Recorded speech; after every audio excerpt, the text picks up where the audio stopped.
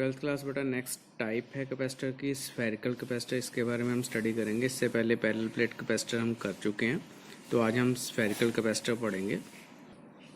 कुछ इस तरह से होता है बेटा, एक प्लेट अंदर होगी जिसका रेडियस जो है वो ए के इक्वल होगा, स्फीयर होगा जिसका रेडियस ए के इक्वल होगा, और उसके साथ से दूसरा स्फीयर जो है जिसका रेडियस जो है वो बी के इक्वल है, जिसको बाहर से अर्थ किया हुआ है। तो इस तरह की अगर आपके पास कोई अरेंजमेंट है तो उसको हम एक स्फेरिकल कैपेसिटर बोलते हैं। तो इसकी कैपेसिटेंस हमने निकालनी है, कितनी होगी। कैपेसिटर का जो फार्मूला होता है कैपेसिटेंस का, वो हमें पता है, Q डिवाइड बाई V होता है, और पोटेंशियल ग्रेडियंट इलेक्ट्रिक फील्ड के इक्वल होता है E is equal to dV upon dr। यहाँ से dV की वैल्यू निकालोगे, E डॉट dr होती है। तो V अगर हम निकालना चाहते हैं तो इसका इंटीग्रेशन करेंगे dV का, कहाँ से लेकर कहाँ तक, A से लेकर B तक। तो A क्या चीज़ है, A आपका जो है इनर स्फीयर है और B जो है वो आउटर स्फीयर है। तो यहाँ तक हमने इंटीग्रेशन करनी है।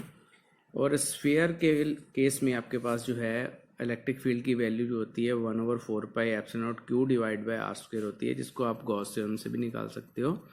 तो गॉस थ्योरम में फ्लक्स किसके इक्वल होता है, electric field multiply by surface area which is equal to 4 pi R square, और according to Gauss theorem flux is equal to Q upon epsilon naught होता है। तो यहाँ से आपके पास इलेक्ट्रिक फील्ड की वैल्यू आ गई 1/4 pi epsilon naught Q divide by R square. ये वैल्यू हमने यहाँ पुट करी है।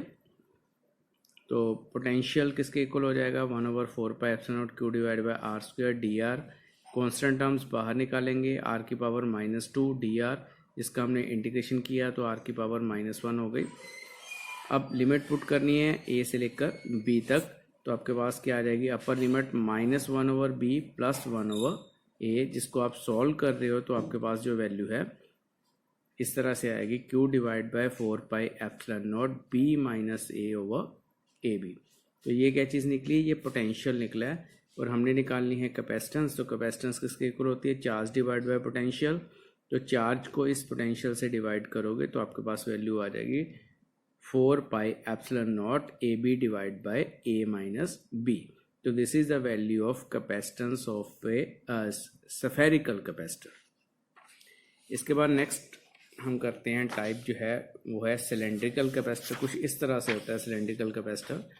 एक अंदर सिलेंडर होगा और उसके बाहर एक दूसरा सिलेंडर होगा जिसका जो है रेडियस है वो बी के इक्वल होगा, अंदर वाले सिलेंडर का रेडियस ए के इक्वल है। तो इस तरह के अरेंजमेंट को हम बोलते हैं सिलेंड्रिकल कैपेसिटर।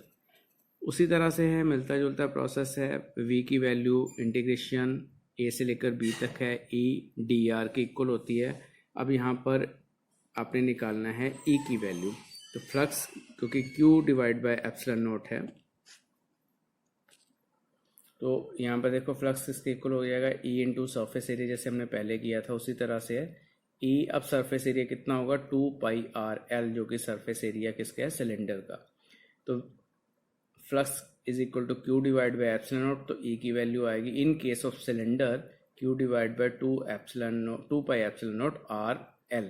तो ये वैल्यू हमने यहाँ पुट की है, और उसी तरह से इंटीग्रेशन हम करेंगे जैसे हमने पहले की थी।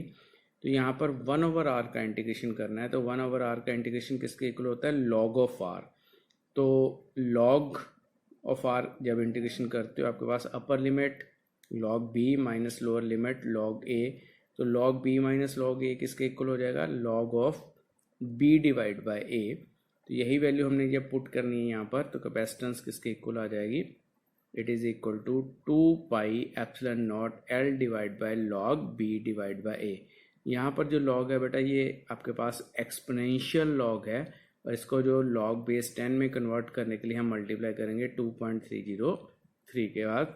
तो ये आपके पास फार्मूला कौन सा हो गया, capacitance of A cylindrical capacitor. तो ये दोनों आर्टिकल बेटा काफ़ी इंपॉर्टेंट हैं।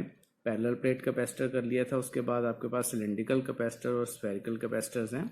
तो इन दोनों को अपनी कॉपीज़ के ऊपर नोट करना है, अच्छी तरह से लर्न करना है। तो अगर कोई डिफ़िकल्टी आती है, कोई चीज़ समझ नहीं आती है, तो आप मुझसे कंसल्ट कर सकते हो।